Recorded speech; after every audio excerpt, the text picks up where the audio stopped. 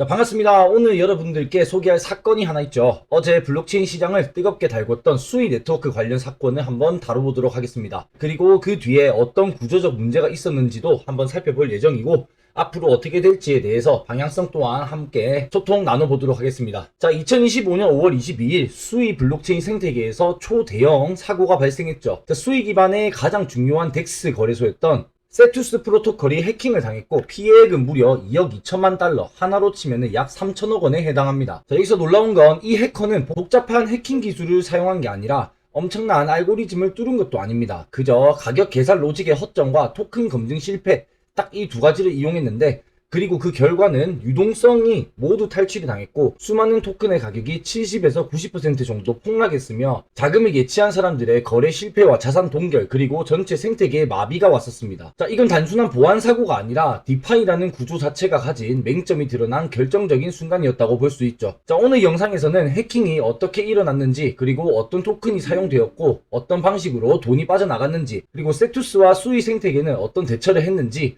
우리가 앞으로 어떻게 대응해야 할지까지 모두 다뤄볼 예정입니다. 자, 본격적으로 영상 시작하기에 앞서서 구독과 좋아요, 알람 설정을 해주시면 제가 영상을 만드는데 큰 힘이 됩니다. 자, 또한 현재 소통방을 개설하고 나서 많은 분들이 입장을 해주고 계신데, 고정 댓글 보시면 소통방 링크 있으니까 많은 관심 부탁드릴게요. 자, 먼저 세투스가 무엇일까요? 자, 세투스 프로토콜은 수이 블록체인 위에서 구동되는 탈중앙화 거래소, 즉 덱스 거래소입니다. 자, AMM 방식의 유동성 풀을 제공하며 수이 기반의 자산들의 거래 허브 역할을 해왔죠. 자, 특히나 수이 생태계에서 가장 많은 거래량과 시총, 즉 총 예치 자산을 보유하고 있었습니다. 자, 그만큼 수이 생태계를 대표하는 인프라였었죠. 이번 해킹 사건에서 해커는 스푸핑 토큰이란 것을 발행을 합니다. 자, 겉으로 보기에는 정상적인 토큰처럼 보여지지만 실제로는 아무 가치가 없는 쓰레기인 거죠. 자, 이 스푸핑 토큰을 유동성 풀에 삽입을 하게 되고 세투스의 스마트 계약은 이 토큰을 검증하지 않고 거래상으로 받아들이고 가격을 조작하게 됩니다. 자, 세투스는 비정상적인 방식으로 가격을 계산했기 때문에 이 스푸핑 토큰의 비정상적인 가치가 시스템에 반영되게 됩니다. 자, 조작된 비율로 수이와 USDC 같은 진짜 자산을 인출을 하게 되면서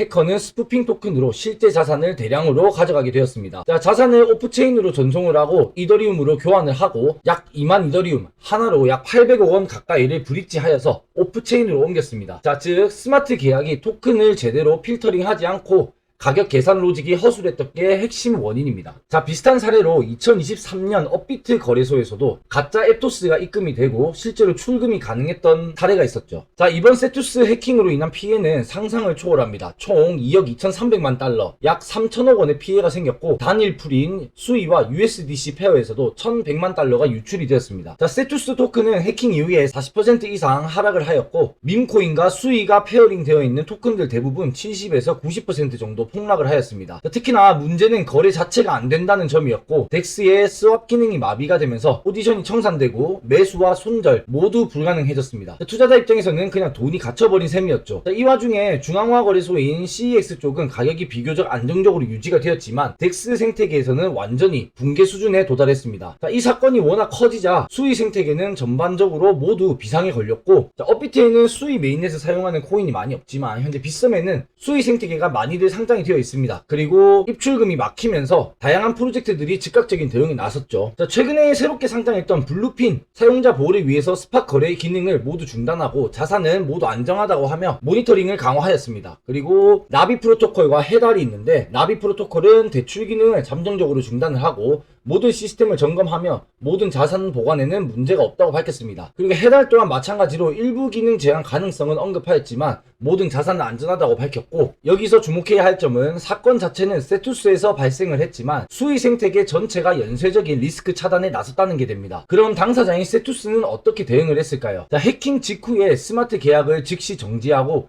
이후 1억 6,200만 달러 상당의 자산을 동결하였습니다. 그리고 해커에게 합의 제안을 하였는데 탈취한 자산을 반환하면 2,324이더, 하나로 약 80억 원 상당을 보상금으로 지급하겠다고 합의 내용을 밝혔습니다. 또한 세투스는 수의 재단 및 생태계 파트너들과 남은 자산의 복구 및 회수 작업에 돌입을 하였고 공식 입장문에 따르면 대부분의 자산은 보호 조치가 완료되었고 나머지도 회수 작업 중이라고 밝혔습니다. 자, 어떻게 이런 일이 가능했을까요? 자, 그 이유는 두 가지가 있습니다. 스마트 계약에 로직 결함이 있었고 가격 계산 방식이 비정상적이었으며 검증되지 않은 토큰도 받아들여진 구조가 있었고 감사 체계의 부실함이란 게 있었습니다. 자, 세투스는 외부에서 감사를 받았지만 이 중요한 취약점을 걸러내지를 못했죠. 자, 결국 이건 단순한 해커의 솜씨가 아니라 디파이 시스템의 구조적인 한계를 드러낸 사건이 되었고 다시 한번 경각심을 깨우치게 되는 사건이 되었습니다. 자, 하지만 이런 사건을 보고 바이낸스도 수의 해킹 문제를 해결하기 위해서 최선의 노력을 다한다고 하였고 그만큼 수의 생태계가 커진 만큼 많은 분들이 예치를 한 걸로 알고 있는데 우선적으로 팀의 공식 입장문을 계속해서 지켜보면 좋을 듯 합니다. 자, 세투스 측에서 나온 입장문 일부는 세투스 프로토콜은 약 2억 2,300만 달러 규모의 해킹 피해를 입은 것으로 확인을 하였고